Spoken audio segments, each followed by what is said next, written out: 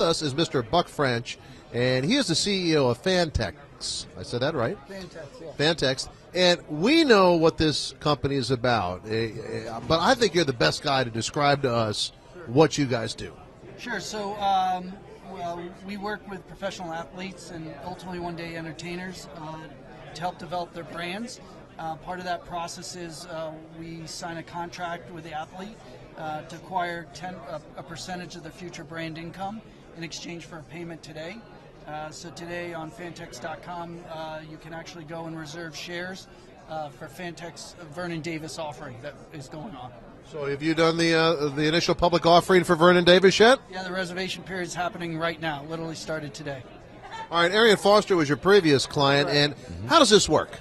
So we postponed Arian's offering when he got hurt. Right. The way the security works is, in Vernon Davis's case, we're buying 10% of his future income stream based on his brand, so his playing contract, endorsements, both his current contract future, as well as his post-career if he becomes a broadcaster. In exchange for that 10%, we're paying Vernon Davis $4 million.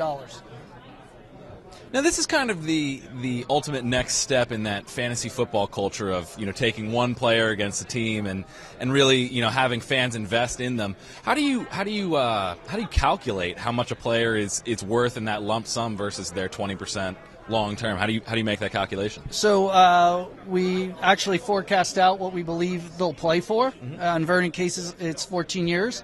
And then we look at what their potential is post-career, and we look from a gross cash perspective. In Vernon's case, that was $61 million. And then we discount that back to today's terms, obviously to adjust for risk, which came up with $40 million for Vernon's brand. So obviously investing in a running back like Arian Foster, that's got to be a little bit tricky. There's risks associated with all investments. The one with running backs or football players, injury is obviously a risk. How do you think this is going to grow? With Buck French here, CEO of Fantex, how do you think this is going to grow in the future? I guess you need to see some, like any investment, when people see results, other things might fall.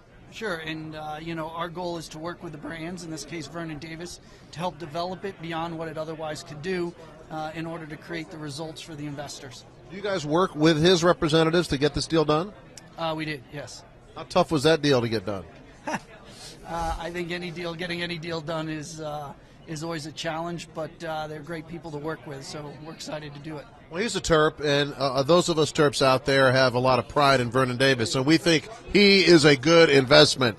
And will you branch out into other sports soon? Yes, our goal is to enter into a host of different sports. We also announced this week Jack Nicklaus joined our advisory board, so he's going to obviously give us insight into the golf, and we're looking to do work in baseball and others as well. How long, Buck, did you think about this before you made it a reality? How long has this idea been in the works? So my fellow co-founder Dave Byrne came up with the original idea about 10 years ago. We started full-time on it 2 years ago. So it's been 2 years in the making from original kind of we're doing it to get to today. Now, you've had some people that have backed up your idea, certainly publicly. A guy like John Elway lending his endorsement to this sort of idea. What does that do for you? It's great having John on our board of directors. He's on the Fantex Holdings board of directors, and John was kind of the nexus for my partner Dave Byrne with the idea, because John had created a brand on his own beyond just being a great player. So I think he's great to work with. Buck, good luck.